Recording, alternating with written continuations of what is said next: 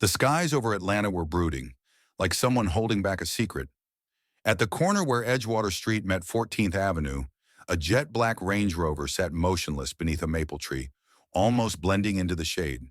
Inside, Marcus Claiborne leaned back in the driver's seat, his head slightly tilted, gazing through the shadow beneath the brim of his cap, as if staring beyond the dull gray sky above. He wasn't wearing his usual Armani suit, the one he wore while accepting awards as one of the Southeast's most successful young black entrepreneurs. No silk tie, no pressed shirt. Today, Marcus wore a slightly wrinkled charcoal hoodie, faded jeans, and an old pair of Nike Airs, shoes that once carried him through subway stations as he handed out flyers. Today wasn't about looking successful. It was about returning to the beginning, as a stranger. And for Marcus, that was necessary. The Lakewood branch of Clay's Kitchen was one of the original three. Before the chain grew to 12 more locations across Georgia, this was where Marcus once lit the stove himself, peeled potatoes by hand, and washed every plate. But he hadn't stepped inside for the past 9 months. Not because he forgot, but because he trusted. He trusted Otis, the loyal head chef he'd once given a second chance to after the man had served 5 years of probation for stealing a bag of rice when he was starving. He trusted the systems, the metrics, the glowing monthly reports. Until one night, Otis texted, "You should come back." Just 4 words, but they robbed Marcus of sleep. Instincts honed by a childhood shaped by instability told him something was broken. Not the food, but the things no report could show: culture, kindness, trust. Marcus got out of the car, tugged his cap lower, and walked slowly along the sidewalk. The early summer breeze carried the scent of grilled corn and road dust. He took a deep breath. Above him hung the green sign of Clay's Kitchen, its signature color. But the K flickered, twitching like the faulty valve of an aging heart. It wasn't the broken light that made his chest tighten. It was what it signaled: neglect. The glass door let out a soft ding as he pushed it open. A small sound, but once familiar enough that Marcus used to call it the opening note of hospitality. No one looked up. No one smiled. No welcoming chorus of "Welcome in," like they used to shout in unison when guests entered. The place wasn't packed, but a few tables were occupied. An elderly woman wearing a sweater despite the heat sat near the window, fumbling with a menu. A young mother rocked a crying baby on her shoulder, glancing at her watch. A postal worker stood near the water station, receipt in hand, ignored. No one was seen. Marcus felt it immediately. The cold. Not from the AC, from people. He joined the short line, 2 customers ahead of him. Behind the order counter were 2 staff members. Chad, a lanky black young man, leaning lazily, tapping on his phone like he was playing Candy Crush. Lila, a white girl with dyed purple hair, chewing gum so loudly it sounded like popping balloons. "Next!" Lila called out, eyes glued to the POS screen. Marcus stepped up, his voice calm. "1 pulled pork sandwich, baked beans on the side. To go." "That's it?" Lila asked without looking up. "That's it." He pulled a $10 bill from his wallet, placed it on the counter. Lila took it without a glance. Didn't say thank you. The change was dropped into the tray like a rock tossed into water. Marcus stepped aside to wait, just like everyone else. And that's when he overheard what was never meant to be heard. "That guy's probably from a shelter," Chad muttered, slipping his phone into his pocket. Lila giggled. "Look at that hoodie. Looks ready to fall apart. No way he tips. People like that just eat and bounce." This place started going downhill ever since they hired folks like that. Marcus turned his head slightly. He didn't look. He just listened. Heard the owner's a black guy, super rich, total ghost boss though. Pictures on the wall, but no one's ever seen him. Probably sipping cucumber juice somewhere in Buckhead. Yup, built a fancy joint and forgot all about it. Marcus closed his eyes. No shaking, no flushed face. But his hands tightened. Every word from those 2 struck like a hammer. Not because they didn't recognize him, but because of how they talked about others. Poor customers, staff from support programs, even the founder himself, with a casual cruelty that could only come from repetition. He opened his eyes. The young waitress at table 3 avoided eye contact. Otis wasn't here. The air hung like lead. Marcus walked back to the counter, his voice low, steady. "Cancel my order." Chad looked up, eyebrow raised. "You sure?" Marcus didn't answer right away. He looked Chad dead in the eyes. Not with anger, not with pity, with something colder. "I'm sure, I lost my appetite." He turned and walked out. The doorbell rang behind him. But this time, it wasn't the sound of hospitality. It was the death knell of something sacred. Back in his car, Marcus sat still, hands on the wheel, wind brushing through the cracked window. He didn't start the engine, didn't drive off. He stared into the rearview mirror and saw himself, shadowed beneath the brim of his cap, a man made invisible by the very place he built. "Ellie," he whispered, "I almost lost this place." And in that moment, he knew this was only the beginning. Marcus couldn't recall how long he'd stood in front of the register. Not because it had been that long, but because what he had just heard twisted his sense of time. The apathetic, lazy, and cruel words from Chad and Lila scraped against something sacred inside him. They didn't know who he was. That was true. But the deeper pain was this. They didn't respect anyone. He turned and walked out without a word. But inside, his chest burned with a chaotic mixture of hurt, disappointment, and a kind of shame that had no outlet. Not shame from being underestimated, but from realizing he had let people like that exist inside what he once called family. He returned to his car, didn't start the engine, just sat still, hands resting on the wheel. Eyes on the restaurant window, where diners sat eating in silence or waiting in quiet confusion.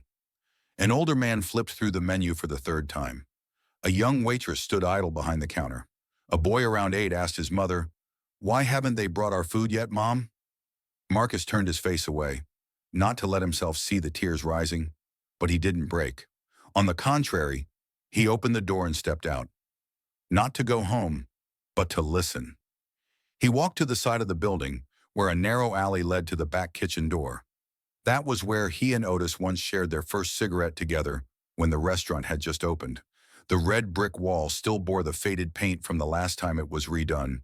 The steel door was scratched, the hinges squeaky. Above it, a small kitchen window was cracked open. Marcus leaned silently against the wall, and just as he expected, voices echoed from inside. Chad's, layered with the hiss of meat sizzling on the grill. "I swear that dude screamed shelter the second he walked in. Old clothes, beat-up shoes, dead face, the kind that makes you redo the order because they forgot to say no onions." Lila let out a sharp laugh. "Or maybe one of those charity eaters. You know, we're so unfortunate. Please give us a chance." "I'm exhausted," Chad added. "Why Clay's keeps hiring people like that, I'll never get. Second chance? More like a chance to tank this place." "Lila, we don't even know who the owner is. Real ghost boss. His picture's up like some cult leader while we're stuck surviving in here." Marcus clenched his fists. They weren't just disrespectful. They were hollowing out the heart of a system he once believed was safe. And then, another voice entered the conversation. Deep, measured, familiar. "Otis, you two know where Mr. Clay started this place from?" Chad scoffed. "Heaven?" Otis replied. "No. From a backyard smoker behind his grandma's house. $200 borrowed from a classmate, one aluminum pot, and a few jars of his grandma's homemade sauce. Brisket sold at $5 a piece. He made 80 cents a plate. But no one ever left hungry. No one got turned away if they couldn't pay." There was a pause. Then Otis continued, his voice no longer telling a story, but holding back something heavier. "He hired me fresh out of prison. No one else would touch my record. He didn't ask why. He just asked, 'Can you learn from the ground up?'" Chad sneered. "Sounds like a Netflix drama." Otis shot back, "It's not a movie, it's real. And I'm still here because of that. If you don't understand what Clay's kitchen was built on, then you better keep your damn mouth shut." A long silence followed. Marcus could feel the pressure in the kitchen shift. Chad said nothing. Lila said nothing. He stepped back from the wall, his mind flooded with memories like a reel running in reverse. The first time he posted a sign out front reading, "Food for the soul." pay what you can. Otis tearing up when handed his first chef's coat. A homeless guest leaving $2.13 in the tip jar because this is the first time anyone's invited me to sit. And now, those memories were being crushed under the weight of indifference. Marcus returned to his car. On the way, he stopped at a small gas station and bought a black coffee. His hands trembled slightly as he held it. Not from the heat, from rage. Not at others, but at himself. I stayed away too long. Back in the car, Marcus unlocked his phone. A text from Reggie, the head chef at the main location, was waiting. "You okay?" He didn't reply. Instead, he opened the employee roster for the Lakewood branch, typed a single firm message. All staff at Lakewood branch. Mandatory meeting, 9 a.m. tomorrow. No excuses. No exceptions. 1,200. No emojis. No promises. No explanations. Just one line. Enough to make anyone pause. Anyone who'd ever worked at Clay's knew, if Marcus Claiborne sends a message, it's not optional. He put the phone away, drew in a deep breath. In that moment, he wasn't the CEO, not the founder. He was the last flamekeeper. Tomorrow I return, not to command, but to rekindle the fire that nearly died.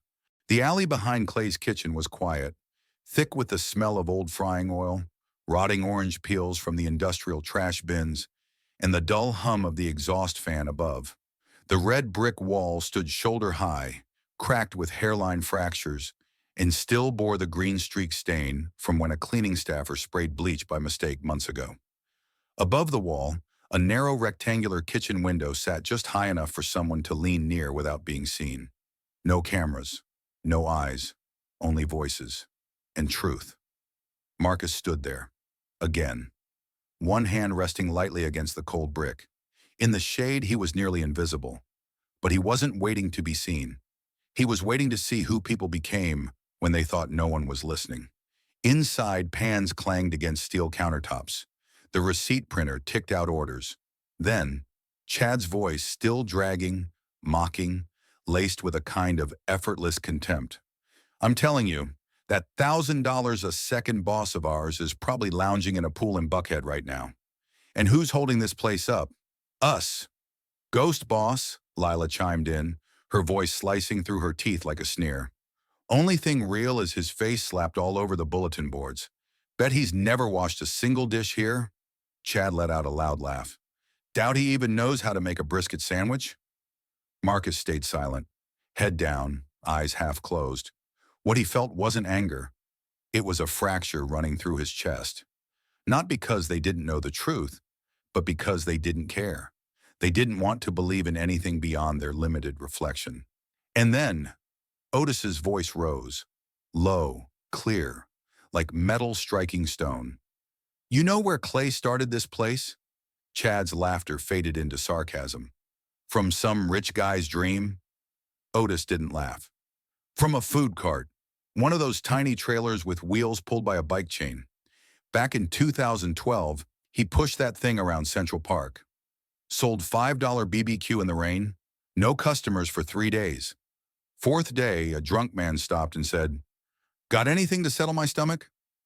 Clay looked him in the eye, scooped a spoon of hot brisket and said, 'I can't fix your stomach, but this is real.' The man ate it, passed out under a tree.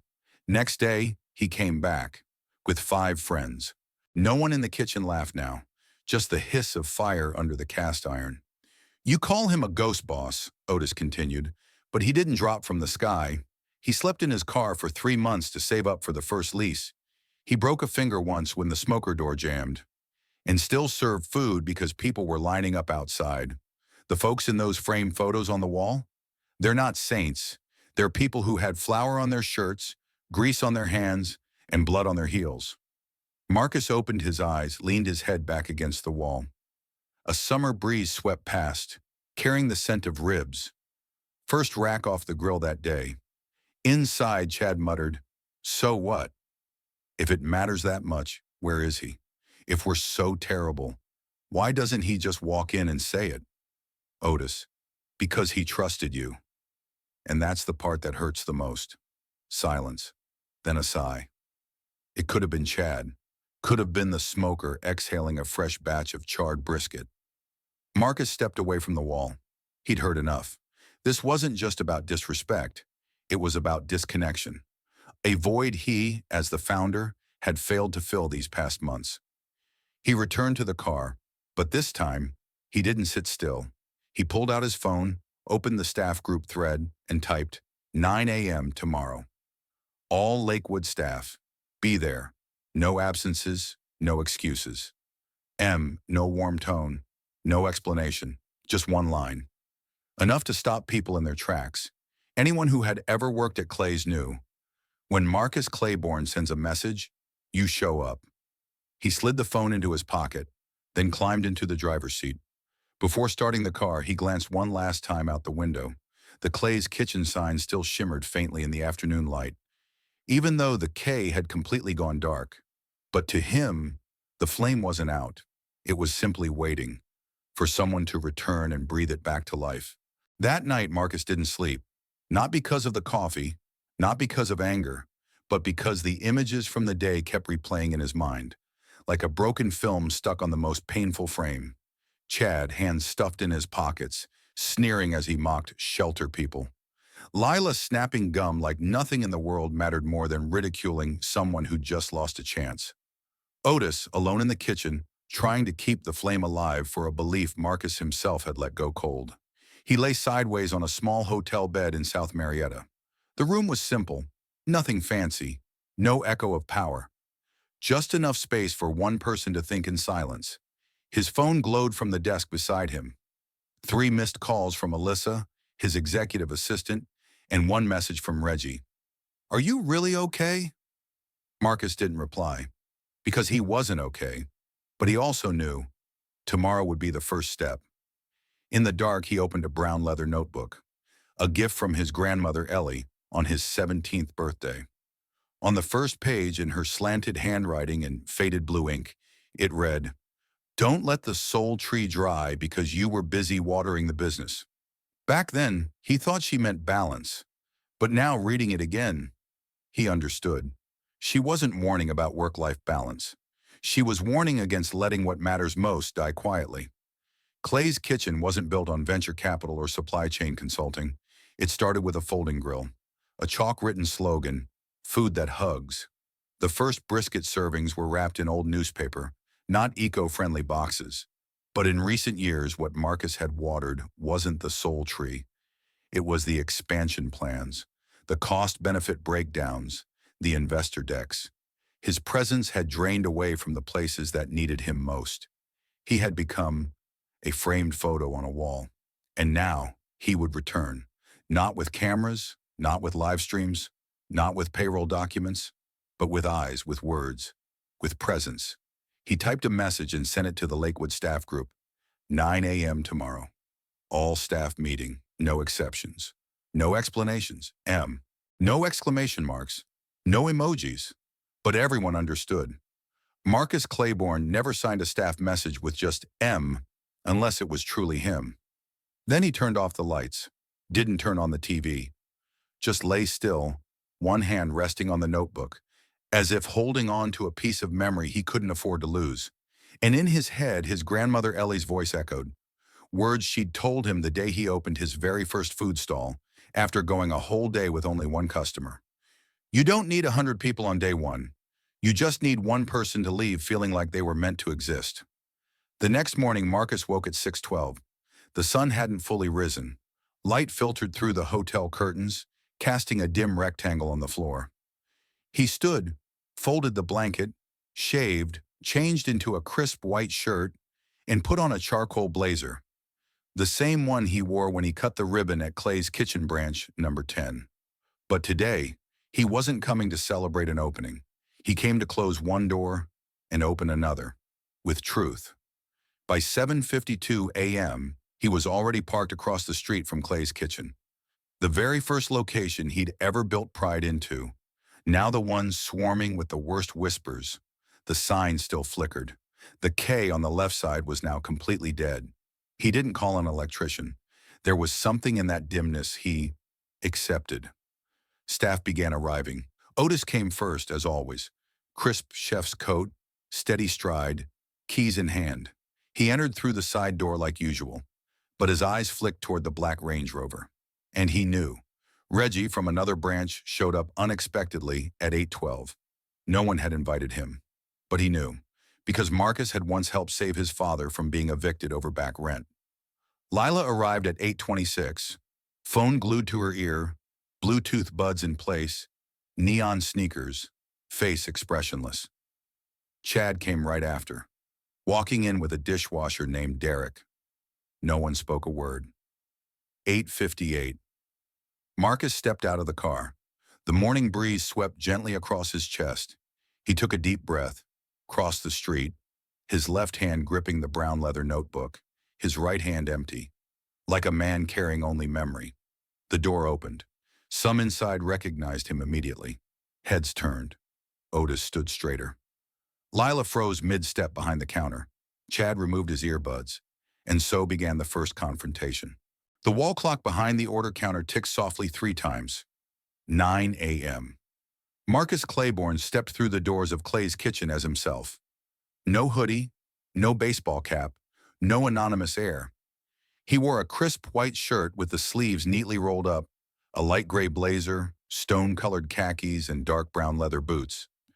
Scuffed just enough not to intimidate, but unmistakably signaling one thing. He was present, and he wasn't here by accident. The door closed behind him. A hush fell over the dining room, like a theater curtain dropping unexpectedly. Otis, standing near the kitchen entrance, was the first to react.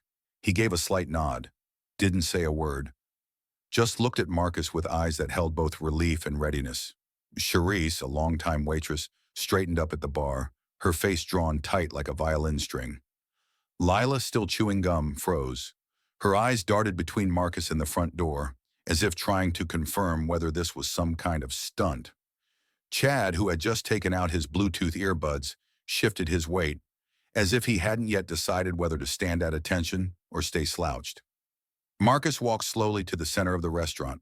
No one moved. No one dared sit. A few recognized him from the framed photo on the wall, but none had ever heard his voice. Not in this room. He stopped at the heart of the circle formed by his staff.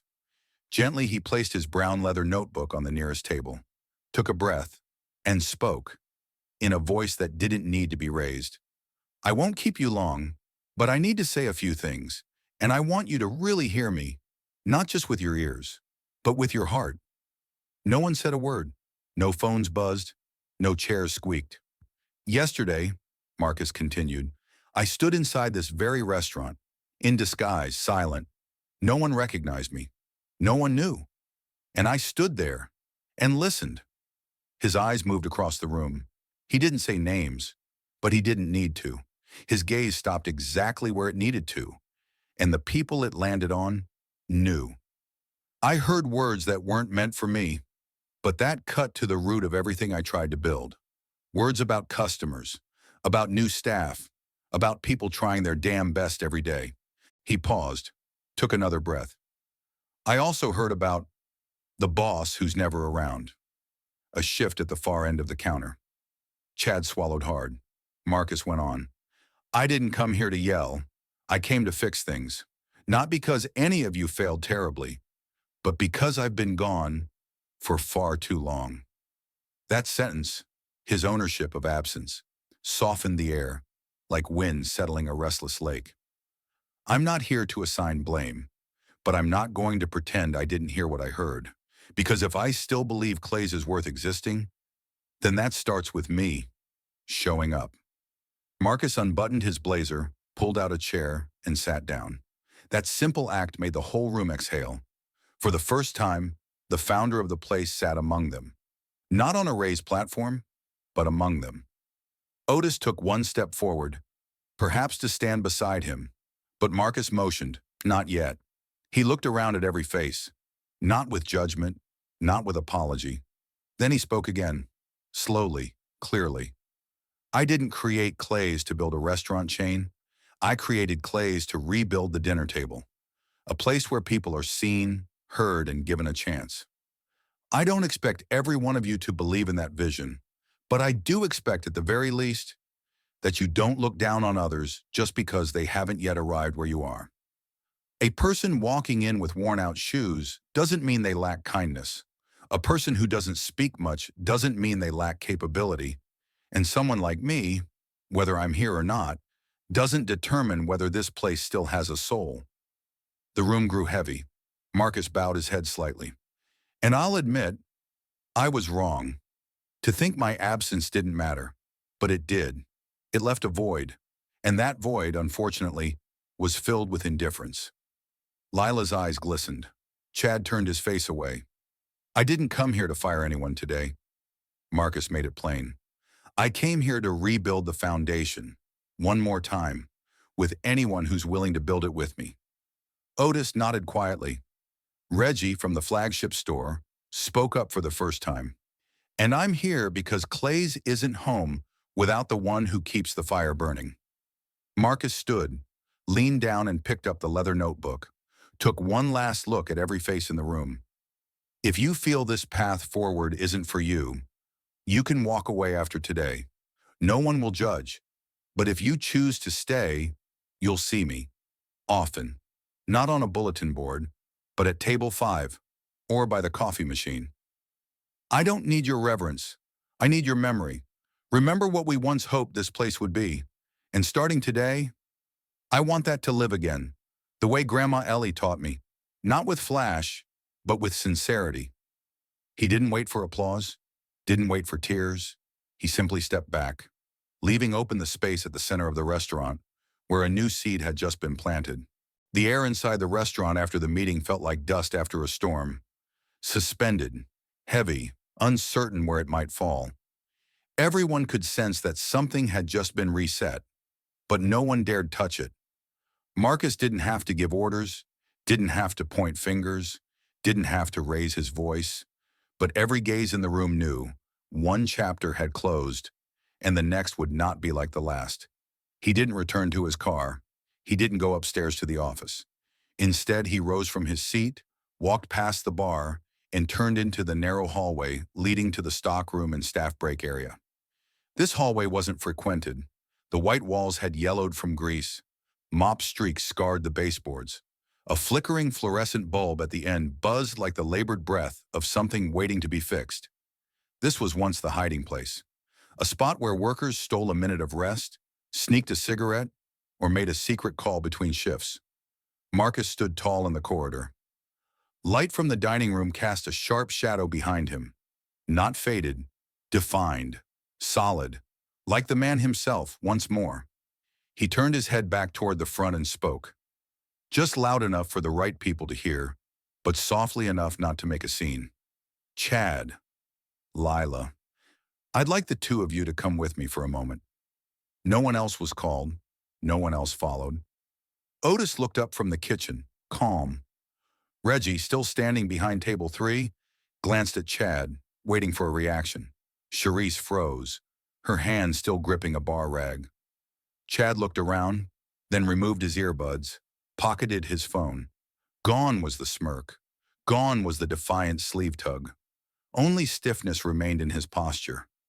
Lila rose slowly, her eyes fixed on Marcus. The gum was gone, spit into a napkin and tucked away. Nothing left to chew, nothing left to mask. The three entered the hallway. Marcus closed the narrow door behind them.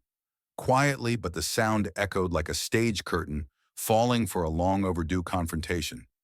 No customers, no witnesses, no cameras, just Marcus, Chad, and Lila, in a space too narrow for the truth to hide. Marcus didn't sit. He leaned gently against the opposite wall, his gaze direct, hands resting naturally before him. Not crossed, not in pockets. Just a man, facing what needed to be faced. Not to punish, but to unlock. I didn't bring you here to be made examples of. No one's eavesdropping. No one's filming. It's just the three of us. And something that's long overdue. Chad glanced at Lila, then looked at the floor. Lila held her eyes on Marcus. Not defiantly, but like someone wondering, is there still a chance to tell the truth? I heard it all, everything. Not from gossip, but with my own ears. I was here yesterday, right here, And I heard every word you two said. About our customers, about staff from shelters, about me. Lila clenched her hands in her hoodie pockets. Chad leaned against the wall, tapping his heel softly. I'm not here to scold you. I'm here to understand, to reset things. But I can't reset what I don't understand. Marcus turned his gaze to Lila. You first. Speak freely. No need to sugarcoat it. Just be honest. What do you think about this place? About me? About yourself? Lila swallowed, then answered, her voice lower than usual. We felt abandoned. Marcus didn't interrupt. No one told me who Marcus Claiborne was. I just saw your face on the wall. But I'd never seen you walk through that door. Never heard you speak to staff. I thought you didn't care. And when someone at the top doesn't care, people below don't know where the lines are anymore. She paused, breathed in. I was wrong in how I spoke, but the feeling of being left behind, that wasn't wrong. Marcus nodded slowly. No denial, no defense. He turned to Chad. And you? Chad answered after a long silence. I know I talk reckless. I didn't think anyone was listening. I felt like I worked hard and no one saw it. Customers complain. The pay's not great. I got bitter. I vented. I slipped. Marcus exhaled slowly. I don't deny it. I've been absent. I was wrong to think that creating a system meant it would run itself, but my absence didn't give anyone the right to harm others. I never signed off on a policy that gave anyone the license to be cruel. The hallway fell still. Marcus took a step forward. Not threatening, just closer. Lila, you were right. When the person up top disappears, those below drift. But drifting isn't a license to wound others. Chad, I get what it feels like to be overlooked. I spent my whole childhood with that feeling. But I didn't throw stones at the homeless because of it. He paused, his eyes now fixed equally on both. I'm not firing anyone today. I'm also not forgiving anyone today, because I'm not here to clean up the mess. I'm here to invite you both to choose again. Choose again? Lila asked. Choose who you want to be. A team member in a place built on decency, or a shadow that pulls everything backward. Marcus opened his palm, as if offering them an invisible decision. If you want to stay, I don't need apologies. I need actions. From the next shift, the next guest. If not, walk away today. No hard feelings. You'll be paid in full. No black mark on your record. But I need the people who remain to understand. This place doesn't just serve food, it serves dignity. Lila nodded, slowly, then whispered, I want to stay. Chad looked up, his eyes clearer. Same here. And I won't lose it again. Marcus opened the door, said nothing more. Just let them walk out, carrying their own weight, and perhaps a little hope, if they still had it. That morning, Marcus didn't come to direct. He came to step back and observe. The Atlanta sun was gentle, warmer than the day before, but not muggy, a Thursday noon that felt ordinary to most. But at the Lakewood branch of Clay's kitchen, it was a day of reckoning, not because the founder was present, but because after a quiet quake, things either crack or close clean. There's no let's deal with it later mode anymore. At 10:27 a.m., Marcus entered through the side door. No announcement, no striding through the kitchen, no impromptu meetings. He simply poured himself a cup of coffee from the machine and stood near the drink station, a spot where he could see it all, the order counter, the dining floor, the front door, and the path to the kitchen. From here, he watched, but no one could tell they were being watched. Otis saw him first. A subtle nod. Marcus nodded back. No words needed. Between them, trust had been built to the point that they both understood. Today wasn't a day for raising voices. By 11:03, the first lunch rush table was seated. A man in a paint-splattered work shirt ordered brisket and fries. An older couple, clearly regulars, took their usual spot at table 4, nodding at Otis as he passed, like family from day one. Charisse brought their water with a smile. Not forced. Marcus hadn't seen that light in her eyes in a long time. Lila stood at the order station, Her hands trembled slightly as she took change from a guest, but her eyes didn't avoid contact. She greeted each person, awkwardly but sincerely. Chad worked behind the counter. He didn't speak, but he did the job. Printed receipts, confirmed orders, handed over tickets. His face was more serious than usual, maybe defensive, maybe focused. Marcus didn't intervene, didn't hover. He simply took notes. In his mind, in his gaze. 11:27. A door opened. A tall, lanky young man stepped inside, wearing a faded gray hoodie, sagging jeans, worn-out black sneakers, hands buried in pockets. His eyes scanned the room, weighing it. Is this place safe? He was the mirror image of Marcus years ago, but today that young man's name was Noah. Noah had just been hired on trial earlier in the week through a re-entry program for formerly incarcerated youth. He had taken cooking classes at a juvenile center and came highly recommended by Otis, who had always kept ties to community recovery networks. And now this was Noah's first shift, his silent test. He lingered near the entrance. Lila looked up and spotted him first. Her eyes flickered. Marcus noticed. Her hand holding an ice cup paused midair. Chad glanced over, didn't say a word, but instead of stepping out from behind the counter, as he usually did when unfamiliar guests entered, he turned into the kitchen. Not fast, but clearly, Chad was stepping back. Noah stood, unsure, looking toward the counter, then around. No one approached. No one welcomed him. And then, Otis appeared. He stepped out from the kitchen, said nothing at first, just gently patted Noah's shoulder.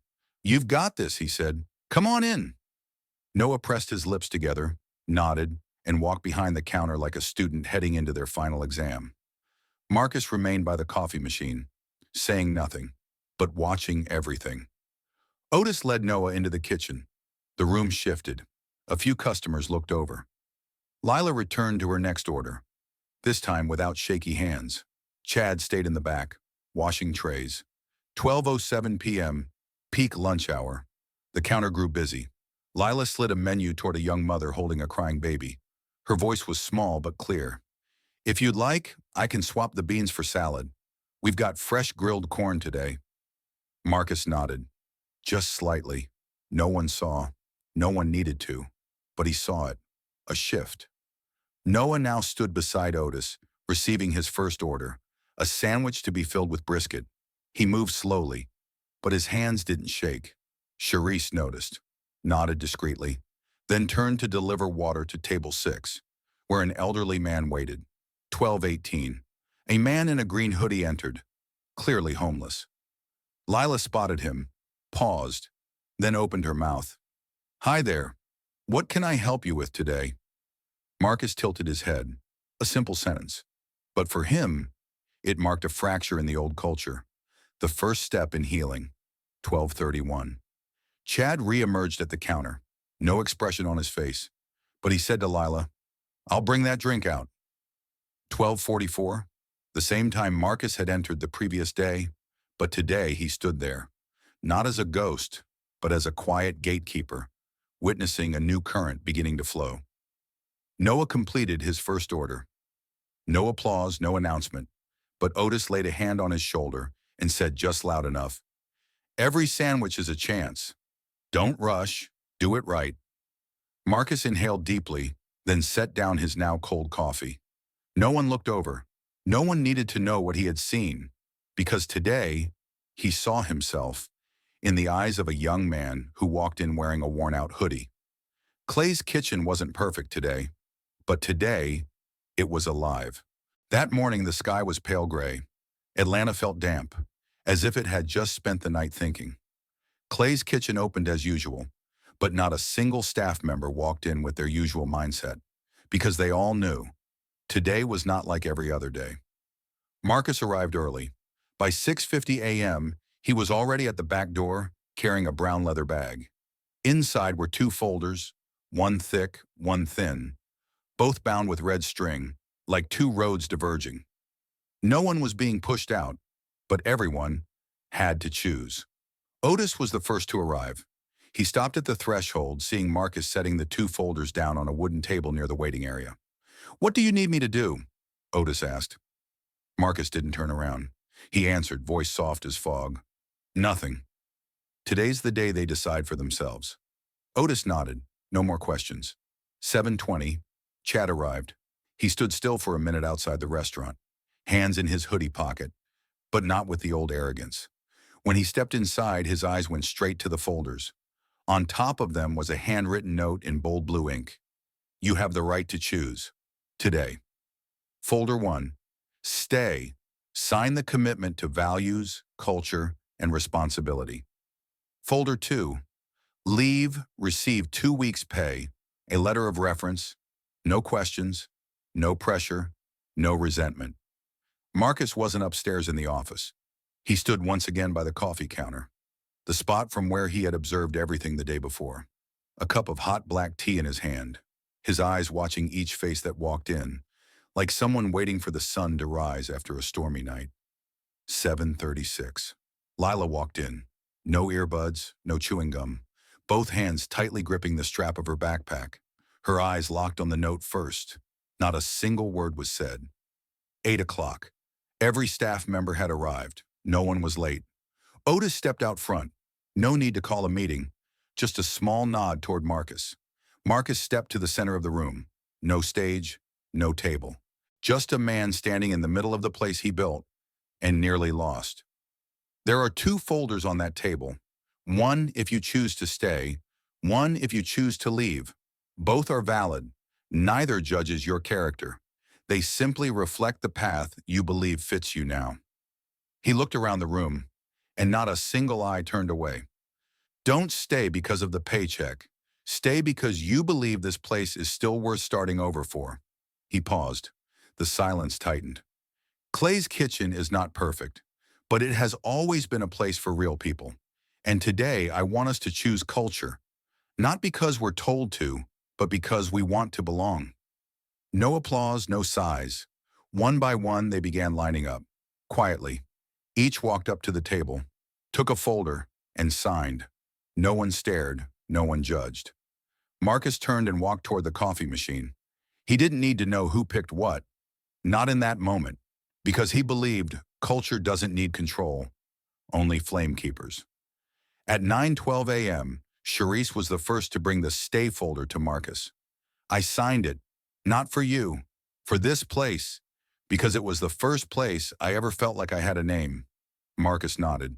Then came Reggie, then Tiana, then Otis, even though no one had asked him to. He signed too. 10:01. Lila approached, eyes red but not broken. She placed the stay folder on the table. Didn't say a word, but in her gaze, something had been washed clean. 10:38. Chad appeared. He placed the second folder, leave, on the table. But then, he pulled his hand back. He looked at Marcus. I was going to sign this, but I don't want to walk away just because I'm scared to restart. I want to stay, if you'll allow it. Marcus rested his hand on the table. I don't allow. I only welcome, if you mean it. Chad nodded, switched folders, signed again. That day, Clay's Kitchen didn't make more money than usual. No reporters showed up, no headlines were written, but for those who were there, it was the first time they got to choose values, not just follow payroll. That evening, as the sunlight stretched long across the red brick walls of Clay's Kitchen, the folder table in the waiting area had only 2 packets left unsigned. No one had been rushed, but everyone had to choose. Marcus sat on a low chair near the window. No laptop, no paperwork. Just a glass of water in front of him, the ice nearly melted. And in his hands, the familiar brown leather notebook. He wasn't taking notes anymore, just flipping through old pages, rereading lines his grandmother Ellie once wrote. Otis was the first to place his packet on the table, his commitment sheet folded neatly in half. Don't need to read it all. I've been living it, he said, voice rough but firm. Marcus stood. They didn't shake hands. They simply placed a hand on each other's shoulder, the way people affirm trust that no longer needs proving. After Otis came Tasha, the longtime server who had joined in Clay's second year. She had once walked in 7 months pregnant, a single mother looking for work. She was hired on the spot to take orders. Tasha laid her sign folder down slowly and said, Clay's isn't just where I work. It was the first place anyone called me Miss Tasha instead of the one with a record. I can't walk away from that. Marcus didn't speak. He just offered a quiet smile. Noah, the youngest, the newest, was the third that afternoon to sign the stay form. He wrote slowly, but his handwriting was steady. I don't know if I deserve to, but I do know. I want to learn, he said softly, just loud enough for those nearby. Otis heard it. Marcus did too. That day's line of people was quiet. No applause, no big declarations. Those who stayed didn't post about it, didn't have to explain. They just chose. And then, Lila. She stepped up to the table at 4:45 p.m. Lunch shift was winding down. Dinner hadn't yet begun. The mood in the restaurant was low and calm, like a lake just before wind hits. Lila didn't look at anyone, but she didn't lower her head either. She reached for the folder on the right. Leave. She opened it, signed her name, wrote the date. No hesitation, no shaking. Marcus walked over, not to check the signature, but to see her as a person.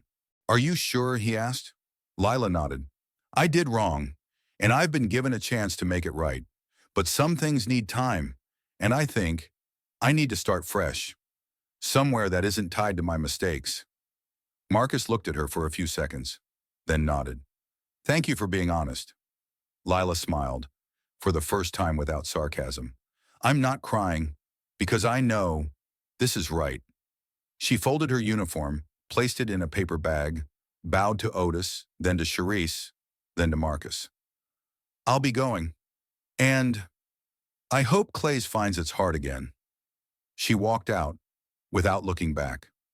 The room stayed silent for nearly 20 seconds. No one moved. Marcus returned to the table, filed the leave folder into a drawer. It felt like the story had ended.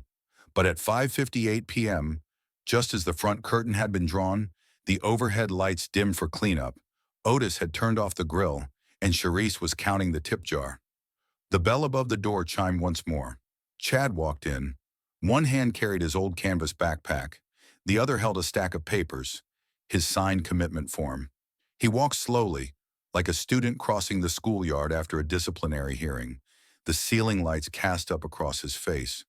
No longer indifferent, but the face of someone who had messed up and wanted the chance to make it right. Marcus stood. No one else said a word. Chad approached, laid the folder on the table. Didn't look up, just said one sentence. I messed up, but now I want to fix it. Marcus didn't extend his hand, didn't clap his back. He simply pulled out the empty chair beside him and slid it forward. Sit. Tell me what you actually want to hold on to. And that evening, Clay's kitchen didn't close with the sound of a curtain drawing, but with the opening lines of a new story, one where someone dared to walk in, late but still in time. He paused, took another breath. I also heard about the boss who's never around. A shift at the far end of the counter. Chad swallowed hard. Marcus went on. I didn't come here to yell. I came to fix things. Not because any of you failed terribly, but because I've been gone for far too long. That sentence, his ownership of absence, softened the air, like wind settling a restless lake. I'm not here to assign blame, but I'm not going to pretend I didn't hear what I heard. Because if I still believe Clay's is worth existing, then that starts with me showing up. Marcus unbuttoned his blazer, pulled out a chair, and sat down. That simple act made the whole room exhale. For the first time, the founder of the place sat among them. Not on a raised platform, but among them. Otis took one step forward, perhaps to stand beside him, but Marcus motioned, not yet. He looked around at every face, not with judgment, not with apology. Then he spoke again, slowly, clearly.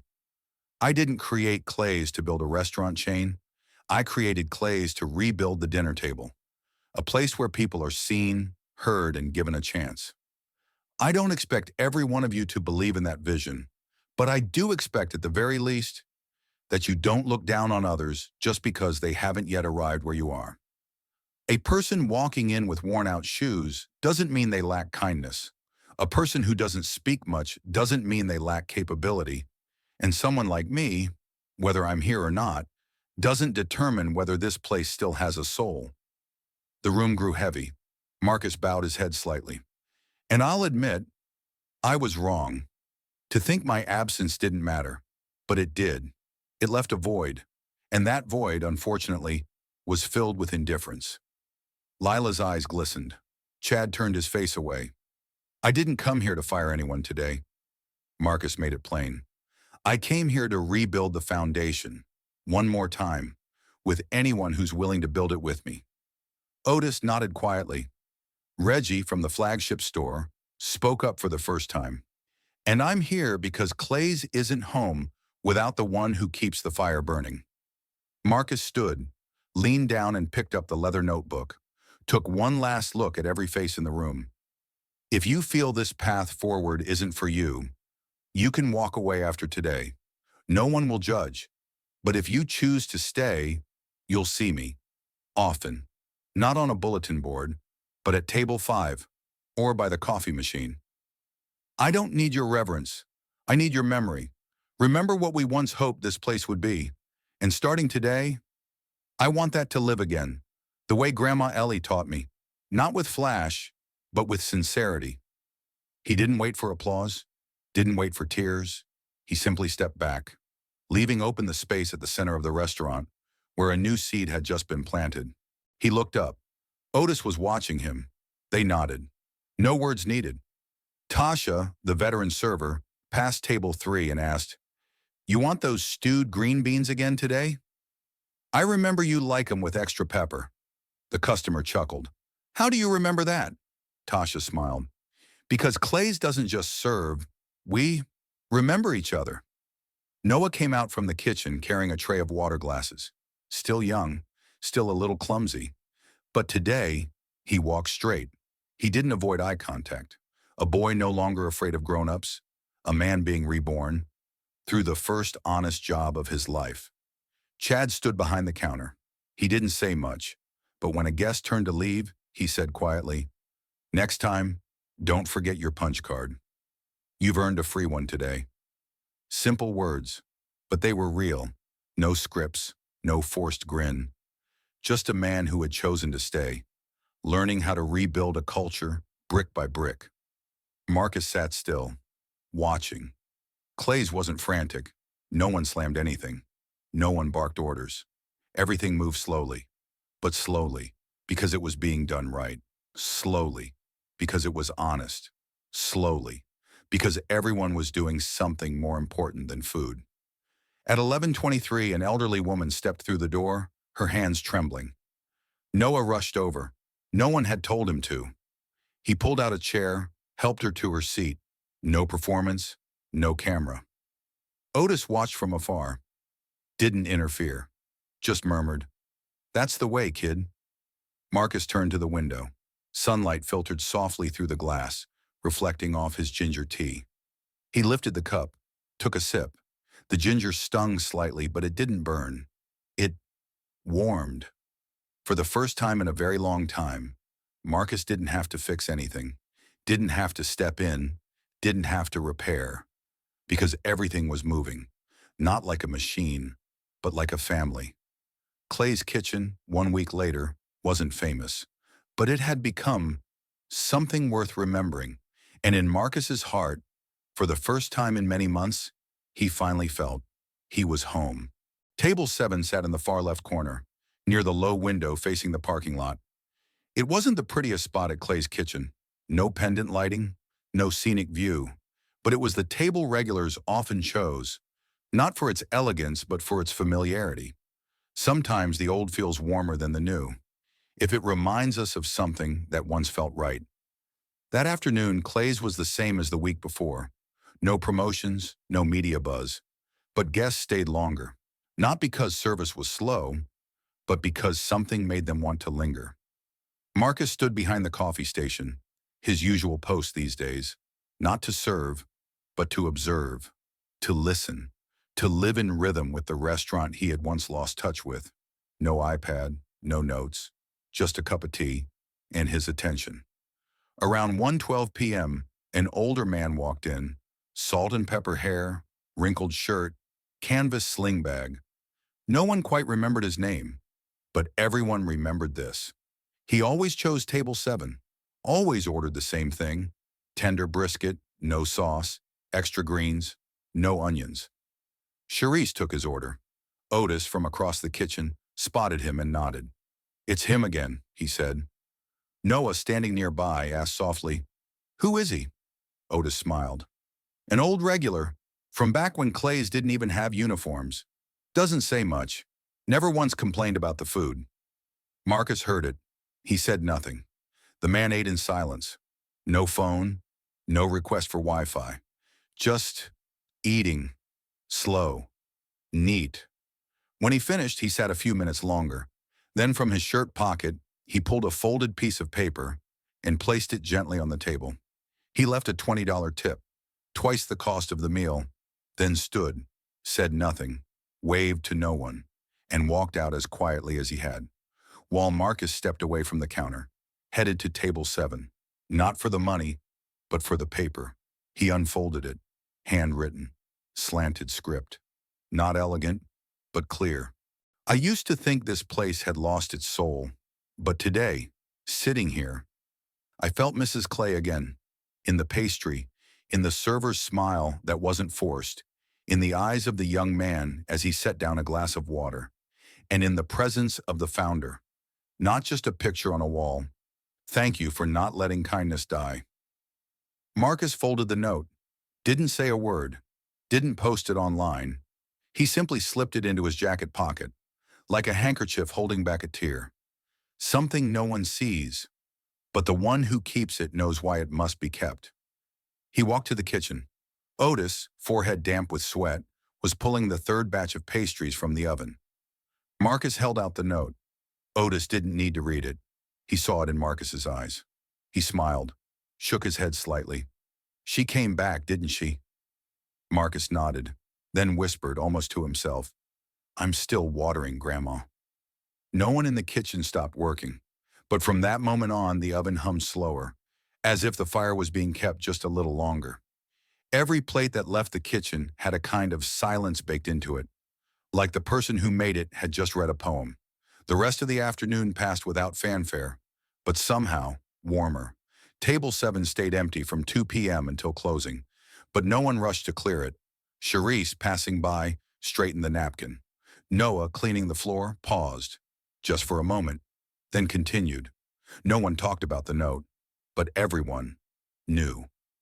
At 5:47 p.m., Marcus stood by the front door, watching the afternoon sun reflect against the glass. He no longer felt like someone who came back. He felt like someone alive again in the place he once built with his own hands and heart. That day he didn't check revenue, didn't send messages. He simply opened his phone and saved a new note. Day 7 since Clay's rebirth. Table 7. Someone confirmed she's still here. That's enough to keep going. 3 weeks after that defining morning, Clay's kitchen didn't open a new location. No one got promoted. There were no banners, no special campaigns. But every morning the lights came on at 6:30 a.m. At lunch, customers stayed a little longer. And every afternoon the air felt easier to breathe. Not because of better air conditioning, but because of people. Otis still arrived first in the kitchen. No one asked him to. He just liked the quiet before open. The way he set each tray of pastries, wiped down counters, sampled the soup stock. It was never rushed. And there was always someone behind him to learn. Today it was Noah. Noah no longer wore the gray trial apron. He now had an official kitchen uniform, the wrist stitched with a small white Clay's logo. When Otis stepped outside to meet the meat delivery truck, Marcus was already at table 2, notebook open. Noah approached. His hand trembled slightly, but his eyes were steady. "Mr. Marcus, I'm official now. Otis just told me. I'm starting as a full kitchen assistant next week." Marcus didn't answer immediately. He closed his notebook, stood up, and tapped Noah lightly on the chest. Not a handshake, but the kind of gesture one makes after planting a flag at the end of a long walk. "You're not a chef yet, but you're someone who knows how to keep the fire going," Marcus said. Noah smiled, didn't say anything more. but his shoulders stood straighter than ever before. Chad came into the kitchen around noon, carrying a stack of papers, wearing glasses. The kind he used to joke made people look old. He nodded at Noah, then turned to Otis. "Can I suggest a basic training plan for new hires?" I sketched a few diagrams, like a Clay's 101. Not official, but it might help them feel less lost. Otis looked up, surprised, then smiled. Didn't say anything. Just handed Chad a stapler. They clipped the pages together, side by side. Chad brought the packet over to Marcus. He didn't say much, just placed it in front of him. "I messed up before because I didn't understand what Clay's was. Now I want to help others understand it. Sooner than I did." Marcus flipped the first page, handwritten at the top. "Clay's is a place where you don't have to be perfect, but you do have to be real." Marcus nodded. "All right, starting next week, every new hire meets with you first." Chad chuckled. No bragging, no awkwardness. Just lighter. At 3:14 p.m., between the lunch and dinner lull, Tasha stepped into the back office. She carried her laptop, a few sample flyers, and a header in bold, "Second Chance Corner." "I want Clay's to set aside 2 tables a week," she said, "for people who've been rejected elsewhere. They can try a shift, host, barista, prep. 1 week, no promises, but enough of a doorway so they don't have to apologize for their past." Marcus read the proposal, didn't speak immediately, then stood, pulled out the chair next to him. "Sit, let's draft the pilot together, and come up with a beautiful name for that email." Tasha grinned. "I don't need a pretty email. I just want one person to reply, 'I've been overlooked too.'" Marcus looked at her. "Then we'll send it to the right people." 6:41 p.m. The restaurant closed. Marcus stepped outside, hands in his pockets. He stood beneath the Clay's kitchen sign. The K in kitchen still flickered dimmer than the rest. It had rained the past few nights, and the bulb behind it was probably shorting. Chad had asked him earlier, "Want me to call someone to fix that?" Marcus shook his head. "Leave it." "Really? It looks a little off." Marcus smiled. "That flaw reminds us. Culture needs tending every day. If everything looks too polished, people think the work is done." Otis came out carrying a cup of ginger tea. "For Mrs. Clay," he said. Marcus took it, looked up at the sign once more. The light still blinked, but it hadn't gone out. He turned to Otis. "We'll never be perfect, will we?" Otis shrugged. "But we can be kind." They stood side by side, saying nothing more. Behind them, inside the restaurant, Noah was wiping the last tray clean. Tasha was pinning up the Second Chance Week 1 flyer on the staff board. Chad was stacking the Clay's 101 guide for new hires. And Charisse was handing a small waffle loaf through the back door to a familiar homeless guest. No cameras, no announcements, just repeated gestures, every day. That's how Clay's kitchen ends. Not perfectly, but with enough to keep hope alive. And in the end, everything changed. Not because of a title, not because of some grand gesture, but because one person had the courage to listen and the courage to act. You may never know how big of a difference you've made, simply because you chose to be kind. If this story brought you a little warmth, if it helped you believe in fairness and goodness again, leave a comment and share how it made you feel. Together, we can help kindness spread just a little further. And don't forget to subscribe, because every week we tell a story that might just make you cry or smile with hope. We can't change the whole world, but we can change the way we see one another.